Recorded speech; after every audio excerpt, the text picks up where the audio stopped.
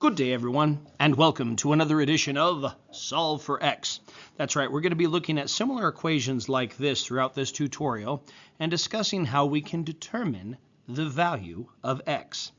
Now, if it's a simple one like this, you can simply ask yourself, 3 times what number is 12? Well, we know that 3 times 4 is 12. Now, remember, in an equation, both sides got to be equal. Is it true that 3 times 4 equals 12? Well, yes, because if we do the multiplication, we find that it says 12 equals 12. So both sides are balanced out nicely. Now, let's say you didn't know how to do that. You can actually use inverse operations to solve for x. And you do that by simply asking yourself, what is happening to the x? In this case, I know that the x is being multiplied by 3. So, what is the opposite of multiplying by 3? Dividing by 3.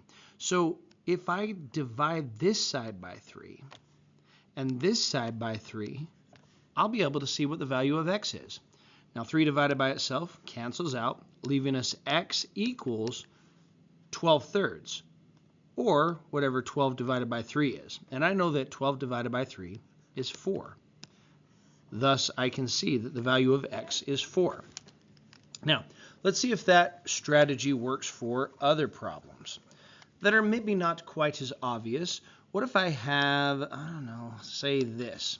What if I have 4 times a number is 18?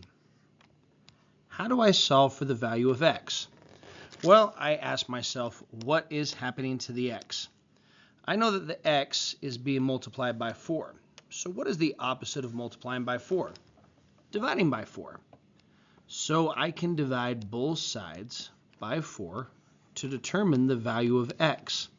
4 divided by itself cancels out, leaving x equals 18 over 4. Now, that's a perfectly good answer, but we also should be able to know how to write this as a mixed number. So I can ask myself, how many times does 4 go into 18? I know that 4 will go into 18 4 times. And then what's left over? Well, it would be 2/4. Now, can I simplify the 2/4? Yeah, I sure can, because I can divide the top by 2 and the bottom by 2. And come up with an answer of 4 1/2. Boom. Those are all acceptable answers. Sorry, that's a little sloppy. I'll try and be less sloppy on the next one. Okay, so the next example is going to be 5x equals 23. So I have 5 times a number is 23. Now again, this isn't a neat looking one that most people can do in their brains, so let's use inverse operations. What is happening to the x? Well, the x is being multiplied by 5. What is the opposite of multiplying by 5? Dividing by 5. So I need to divide both sides by 5. 5 divided by itself cancels out, leaving x equals 23 over 5. Now, that's all good and everything. Now we know that 5 times 23/5 equals 23, but we also should be able to write this as a mixed number. So let's do that. How many times will 5 go into 23 without going over? It'll go 4 full times. We know that 4 times 5 is 20, so we're going to have 3 left over. And that is also a correct answer.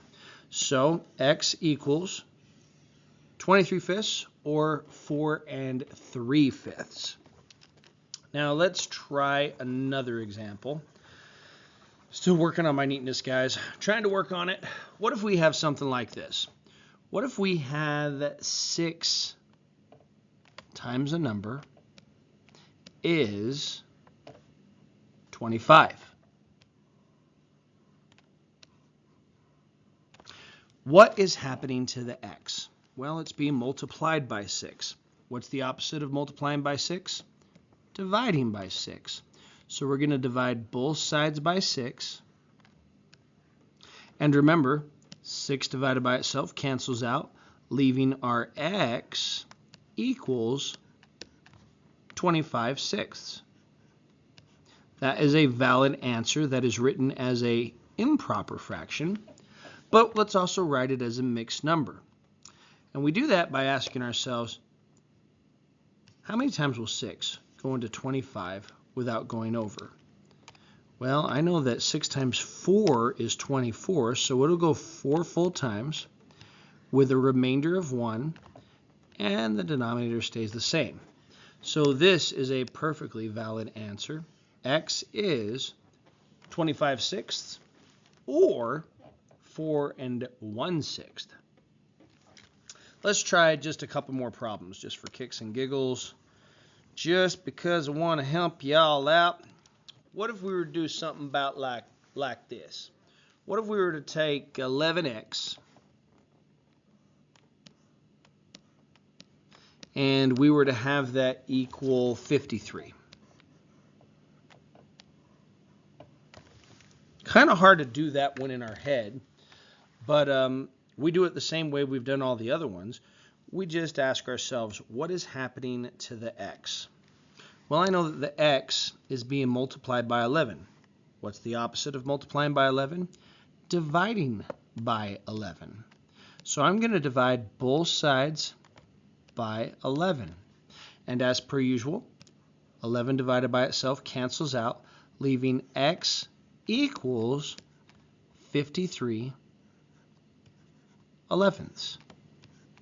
Now, let's write this as a mixed number by simply asking ourselves, how many times will 11 go into 53? Well, I know it'll go at least 4 times, because 4 times 11 is 44. But what's left over? Well, I can take 53 and subtract 44 from that. And if I do that, I find that I have a remainder of 9, and the denominator stays the same. So in this case, the answer is x equals 53/11 or 4 9/11. Let's do one more example just for good measure. And again, I hope you guys are pausing these and trying them on your own. If not, well, you do you. But what if we did 12x? Let's do 12x. 12 times x is 59. So 12 times what number is 59? Well, what is happening to the x? The x is being multiplied by 12. What is the opposite of multiplying by 12? Dividing by 12. So let's go ahead and divide both sides by 12. And remember, if we do that, 12 divided by itself cancels out, leaving the x all by itself. X equals 59/12. That is the correct answer. But we also need to write it as a mixed number. So let's do that. We ask ourselves, how many times will 12 go into 59? Well, I know that 4 times 12 is 48. So it'll go 4 times. And I just need to find the remainder, so I can do 59, subtract 48. And I find that I have a remainder of 11. And then the denominator stays the same. So we now have our answer. X equals 59/12 or 4 11/12. I do hope this tutorial was enlightening to you and helpful, and that you have a wonderful time in your math class. Ta-ta for now. Good luck.